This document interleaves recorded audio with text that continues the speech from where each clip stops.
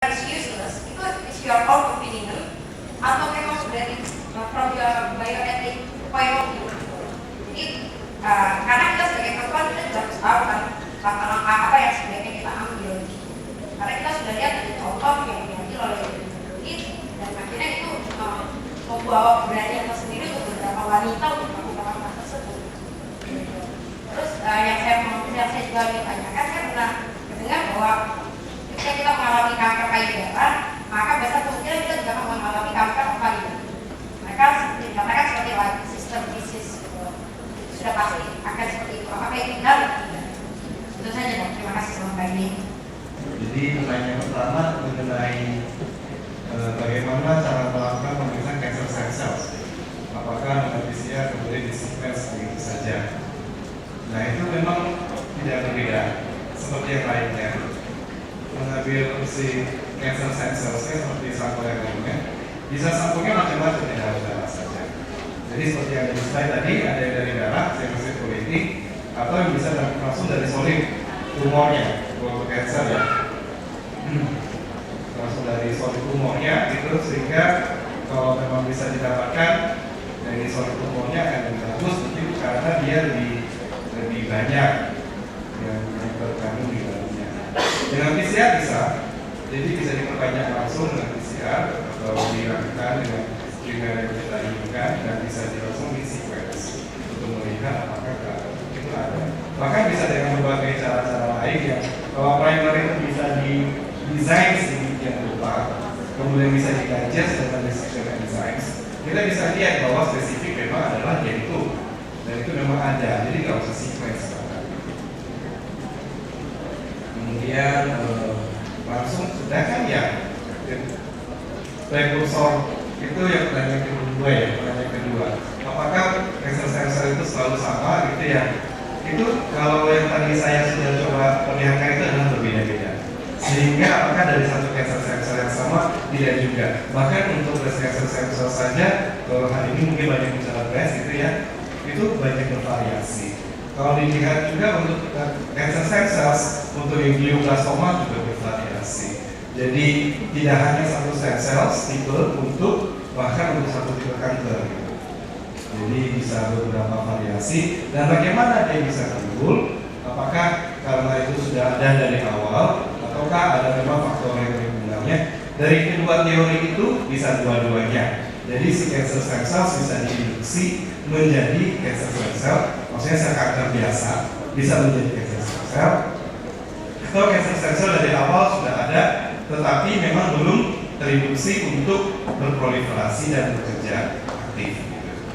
Nah kalau sejauh ini modifikasi di dalam laboratorium bisa diperlihatkan gitu ya, bahwa memang itu trigger itu bisa dari kapanpun oleh di faktor lingkungan terhadap si cancer cell reaktif, dan yang satunya lagi si sel kanker bagaimana bisa berubah menjadi breast cancer cell gitu ya, atau sel kanker biasa bisa menjadi cancer cell itu juga bisa di-trigger dengan berbagai macam induksi. Jadi kedua-duanya bisa ada. Dan seperti saya bilang, sifatnya itu banyak. Coba bayangkan 1 cm itu 1 miliar sel. 1 miliar sel Anda aja di sini banyak ininya. Mungkin yang bisa terkena dengan targeting terapi hanya sekian persen. Dan jangan sekarang targeting terapi itu apapun yang diperiksa, misalnya CRP itu atau apapun, itu di sel normal pun juga ada. Jadi kalau seandainya itu kita kasih targeting terapi, apalagi dilakukan kemoterapi akan menambah efek samping. Nah, kalau untuk meningkatkan efek samping dan pengeluaran biaya terlalu besar, oleh karena itu diperiksa yang namanya biomolekular dari cancer. Salah satunya diperiksa ada ERPL positif, ada yang CRP itu positif, tapi yang dipakai sekarang ini adalah 5 ERPL CRP itu P53 KI67. Tapi itu pun tak menjawab. Karena apakah dengan 5 ini aja kalau di teori probabilitas kemungkinannya banyak sekali kalau kita belajar matematik. Apalagi probabilitas antara jumlah persentase yang dihasilkan makin tambah banyak lagi. Ya, cuman kalau seandainya pasien itu menampilkan ERP yang positif hormon itu akan yang terbaik, anti hormon maksudnya, ya, anti hormon yang terbaik. Ya, anti hormon terserah, maksudnya mau pakai nanti kalau dia masih muda premenopause yang tawarannya bisa dalam bentuk oporikromi atau dalam bentuk dikasih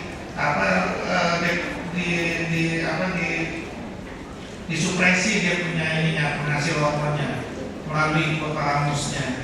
Itu yang ada sekarang ini disebut Dolate, tapi cukup mahal, ya. Terus yang kedua saya nggak ngerti pertanyaannya apa ya? Enggak, yang satu lagi saya. Profilasis mastektomi. Nah, jadi gini ya, kita hidup ini seperti tadi saya bilang, jangan terlalu ditakutkan. Memang kalau kita lihat dari BRCA 1, BRCA 2, itu 5-10% yang beresiko untuk jadi kanker. Dari 5-10% dalam perjalanan hidupnya sekitar 80-90% beresiko untuk jadi kanker. Sekarang pertanyaannya, kapankah kanker itu akan timbul?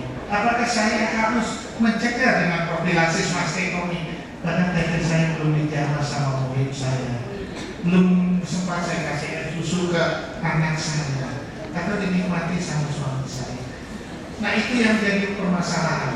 Makanya untuk tindakan-tindakan profilasis ini sebetulnya banyak. Selain profilasis mastektomi, ada lagi profilasis ovorektomi, ada lagi dengan pola hidup yang baik, ada lagi dengan pakai obat-obat seperti anti hormon. Tapi itu nggak mungkin semua. Sekarang bagaimana yang mungkin? Saya sih tawarannya pola hidup yang baik. Pola hidup yang baik yang bagaimana? Kalau kita, maaf, kita orang muslim, jangan sekali-kali tubuh kita dikotori dengan yang masuk itu dalam bentuk barang haram.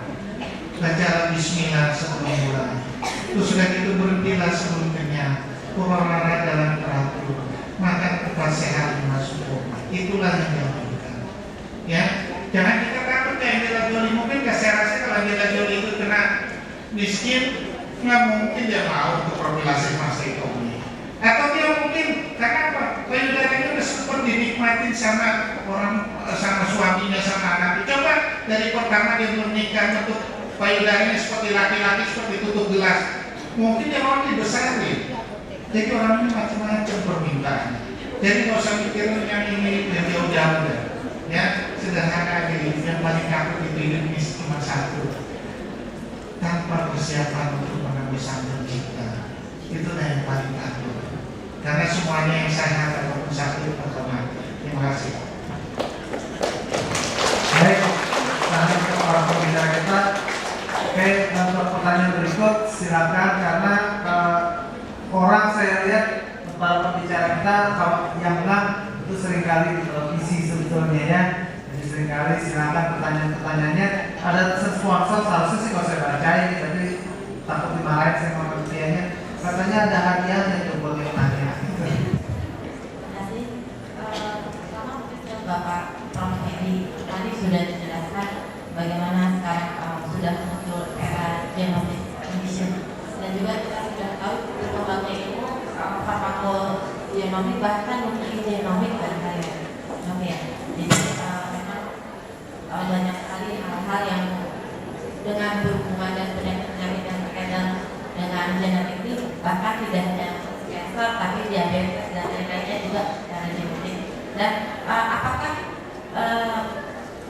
dimungkinkan nanti setiap orang individu itu mempunyai satu chip DNA atau chip gen, yang mana artinya dengan mengetahui chip DNA itu akan diketahui lah sebenarnya itu membawa penyakit kanker atau diabetes atau dan lain-lain. Mungkin nanti akan muncul dong era seperti itu, tapi mungkin dengan biaya yang sangat mahal barangkali. Dan juga dengan banyaknya penggunaan herbal yang berkembang sekarang, barangkali mungkin ada juga apakah sebagai profilaksis atau sebagai praktik, barangkali sedikitnya juga akan membantu pengobatan dengan berbagai biaya yang mahal. Dan yang kedua adalah apakah memungkinkan kalau sudah diketahui, umpamanya kita tahu genom DNA itu 99,9% itu sama ya dengan setiap manusia, dan seandainya ada diketahui diketahui adanya kelainan, apakah mungkin dengan terapi genetik, dok? Artinya kalau medis mungkin obat-obatannya baru sebagian yang bisa markernya, kemudian obatnya apa. Nah, apakah memungkinkan dengan adanya terapi genetik? Mungkin itu saja. Terima kasih. Baik, terima kasih. Silakan yang kedua. Assalamualaikum warahmatullahi wabarakatuh. Terima kasih kesempatannya. Nama saya Adi Mayu, saya perwakilan mahasiswa Apoteker. Pertanyaan saya juga kepada Dr. Ahmad.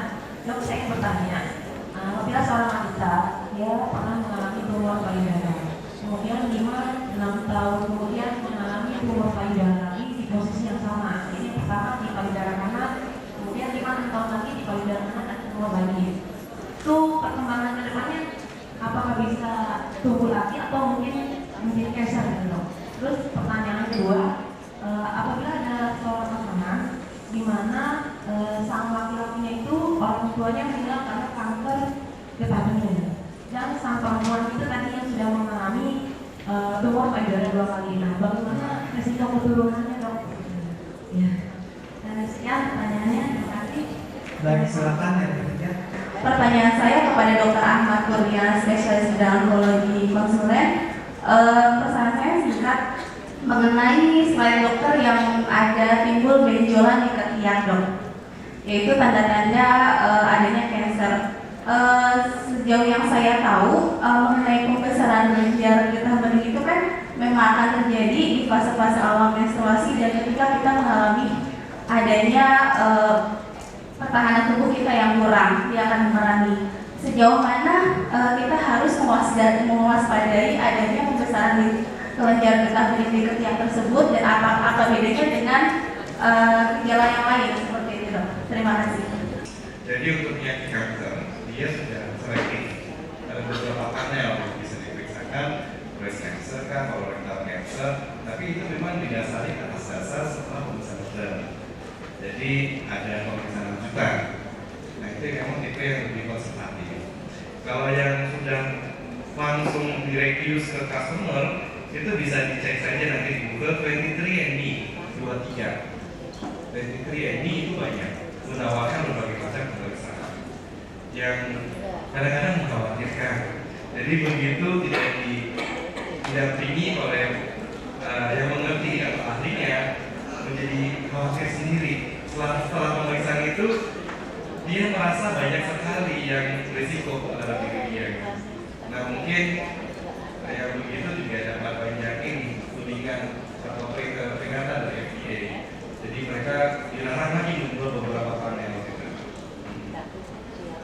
Kemudian mengenai yang kedua gene terapi, ya, sebenarnya itu istilah gene terapi yang kita resapi itu kalau memang ada gen yang memutasi, gen itu yang dikoreksi gitu. Atau gen itu kalau dia kurang harus ditambahkan. Atau kalau dia terlalu berlebihan kita harus bisa knock out atau kurangkan. Itu banyak dilakukan sekarang ini, memang dari dulu banyak dilakukan.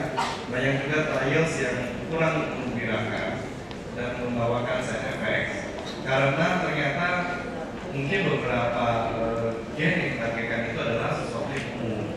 Misalnya terapi B53 itu juga agak umum, BCL2 itu juga agak umum.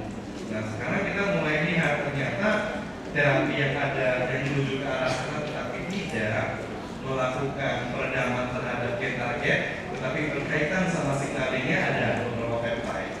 Jadi diberikanlah beberapa inhibitor, peptide inhibitor untuk tyrosine kinase misalnya, sehingga koreksi yang ada nanti adalah dengan sinyalnya yang kuat karena ternyata ada mutasi, itu ada beberapa titik bisa dihambat. Jadi tidak harus gen itu sendiri dikoreksi, tetapi ada beberapa strategi lainnya, dan itu sudah banyak yang kita tahu, bahkan sudah diimplementasi dan ada beberapa bahkan yang sudah disekolahkan. Terima kasih saja. Jadi ini ya, tadi pertanyaan yang timbul tumor payudara. Saya kasih tahu untuk payudara ini sampai sekarang kenapa dia bisa jadi benjolan. Penyebabnya yang sering ditemukan itu adalah pengaruh estrogen. Jadi selama ada pengaruh estrogen, kemungkinan untuk kambuh lagi pasti ada.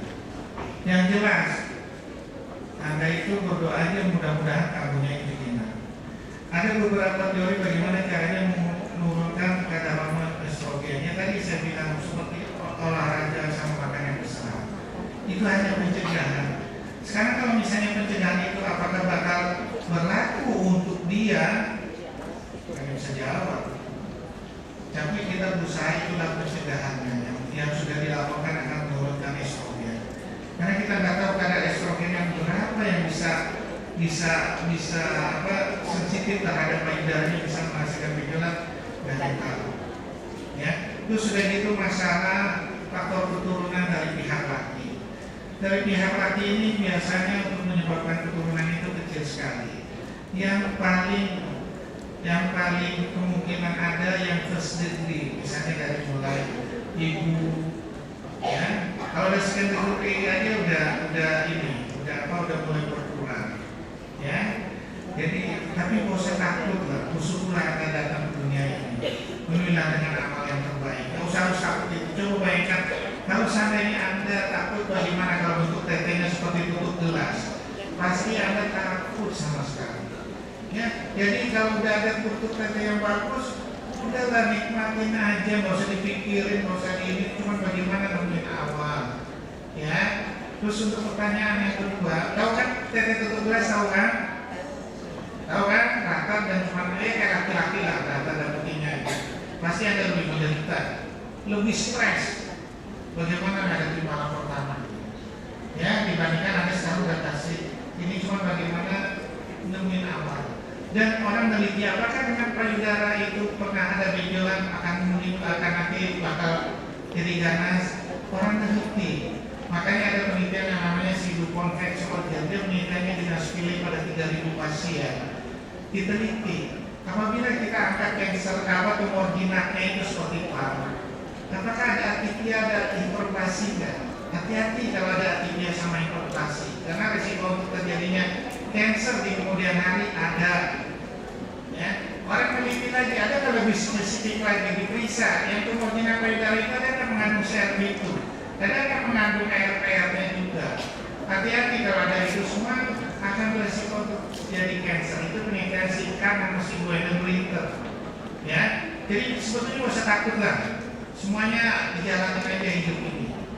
Ya, bersyukur Anda punya payudara dan informasi. Cuma kalau saya misalnya datang pasien saya belum nikah, pemeriksaan USG-nya ganas, aduh bingung saya. Apalagi minta payudara saya jangan sampai hilang, bagaimana caranya? Kalau datang dia dengan payudara misalnya agak mondok, payudaranya ukurannya agak sedikit besar, bisa saya bagusin. Tapi kalau ukurannya pas-pasan kecil lagi, volume payudara normal itu kan sekitar 250 sampai 300. Kalau dia datang volume payudara 150, ada benjolannya di situ ukurannya 75 atau 50 volumenya, dia habis aja, udah mendingan ganti aja lah, jadi bentuk silikon yang agak besar mungkin lebih bagus. Ya, jadi banyak variasinya. Makanya saya selalu bilang kalau pasien mau di tinggi itu udah balik samping saya udah ukur tuh volume DH-nya ukuran berapa, ininya berapa. Udah, jadi begitu datang, pernah ada pasien saya ya, dia datang dari Bali, manajer hotel di Bali terkenal, manajer hotel terkenal. Dia bilang sebelum ketemu sama saya, dia konsultasi dulu sama saya 2 hari. Konsultasi itu sering begitu datang, dan dia masuk pintu itu saya lihat, udah payudaranya ukuran kecil. Lalu dia tanya, dok ini saya udah benjolan dari PA-nya ganas, bisa nggak payudara bertahan? Nggak bisa. Dokter tahu dari mana? Kenapa tuh model itu model kecil dan model? Sialan katanya dokternya.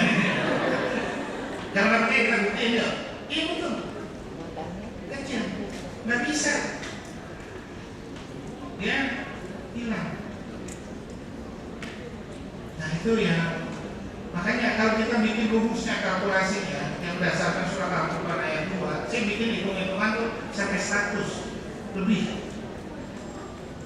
Berdasarkan elastisitas kulit, berdasarkan ukuran areola, berdasarkan tipe kutosisnya, berdasarkan banyak variasi. Ya. Dan yang pertanyaan kedua, untuk yang kelenjar getah benih, ya, kelenjar getah benih hati-hati. Kalau kelenjar getah benih untuk wanita yang tersting itu, ya, kalau memang hati-hati perhatikan apakah payudara ini ada benjolan apa enggak. Kalau misalnya payudaranya udah ada benjolan dan ada gejala bunyi, hati-hati. Itu kemungkinan adalah yang di payudara itu adalah kemungkinan ganas. Tapi kalau misalnya ada benjolan seperti mamari atau dan tergelambir gitu, ya nggak apa-apa. Cuman nggak enak aja kalau ada misalnya pakai baju UKC kelihatan ada yang nyemplung ini kan nggak enak, apalagi baunya kurang sedap ya. Cuma saya selalu tawarkan waktu saya di Irian, pasiennya banyak yang mamari berat gitu. Saya tawarkan, Bu, ini operasi mamari beratnya nggak bayar, tapi ngilangin bau ketiak atau bulu ketiaknya mahal, Bu, bayar. Oh nggak apa-apa. Jadi kalau ada BPJS nawarin gitu operasi mamari beratnya nggak bayar. Tapi kalau kita bilang ngilangin bau ketiaknya, ngilangin bulu ketiaknya harus bayar, nambah lagi. Kemudian lagi, nah itu yang disebut multi level. Ada lagi? Bagaimana panitia, masih ada waktunya habis? Sudah habis. Saya yakin pertanyaannya masih banyak ya. Jadi tadi sudah disebutkan Dr. Ahmad Kurnia itu punya Facebook, punya web, demikian Dr. Ferry. Semua banyak yang saya kira sama-sama kita dapat mengambil intinya dari genomik, dari stem cell, bagaimana tadi cancer dihadapi dengan berani. Tidak mudah memang ya. Jadi kalau tadi pertanyaannya ya, pertama kita para farmasi, apoteker bagaimana bisa mendidik orang lain seperti diminta Dr. Ahmad Kurnia tadi sedini mungkin. Mudahkah? Belum tentu mudah. Kalau yang ngalamin ya, istri saya pertama kelihatan saya lihat gejalanya itu tidak mudah. Pasti ada keinginan ke dokter ke pengobatan alternatif. Saya butuh berbulan-bulan untuk meyakinkan untuk ke dokter. Ya, itu tidak mudah, tidak segampang yang kita kira. Tapi bagaimana? Mungkin dulu pernah ke Dr. Ahmad, kita pergi kabur dulu, muter-muter, akhirnya ke Dr. Ahmad Kurnia, dan itu setelah saya habis S2 dan sampai saat ini 8 tahun, dan itu pun ada perkumpulannya ya dok ya, perkumpulan cancer. Memang rahasianya unik. Ada yang stadiumnya 2 lewat duluan. Istri saya udah 3B ya dok ya, 3B, dan kalau dari peluangnya sih tinggal 20%, tapi sampai saat ini Tuhan masih kasih. Pertama kita setengah tahun, 1 tahun takut nggak? Pasti takut. Tapi lama-lama ya jalanin aja lah gitu. Besok kan nggak tahu apa yang akan terjadi gitu, jalanin saja. Demikian tadi ada perkembangan yang sudah sangat maju, sensor bahwa obat betul kemo tidak akan bisa cocok. Pertama juga kita tidak cocok. Kemudian jadi ya, jadi bahwa ada obat yang secara general tidak sama efikasinya, bahkan buat orang lain lebih toksik. Tapi dengan adanya mengetahui faktor genomik tadi, pemeriksaan yang lebih akurat, namun pada saat ini biayanya masih sangat mahal, sehingga supaya tidak mahal lebih dini. Tapi kalau sudah mau tidak mau harus dengan teknologi yang lebih tinggi tadi, biayanya tentu. Bahkan saya tahu ada orang berobat itu dia punya rumah sakit, dokter juga, tapi ini ibunya dokter. Keuntungan satu rumah sakit untuk biaya berobat dilakukan juga. Jadi itu biaya yang sangat luar biasa, tapi dengan BPJS sekarang semua dimungkinkan. Jadi tidak ada alasan lagi buat kita atau membiarkan melakukan pembiaran pengobatan yang tidak dapat dipertanggungjawabkan. Saya kira itu resume yang bisa saya sampaikan. Kita berikan aplaus lagi untuk pembicara kita. Terima kasih.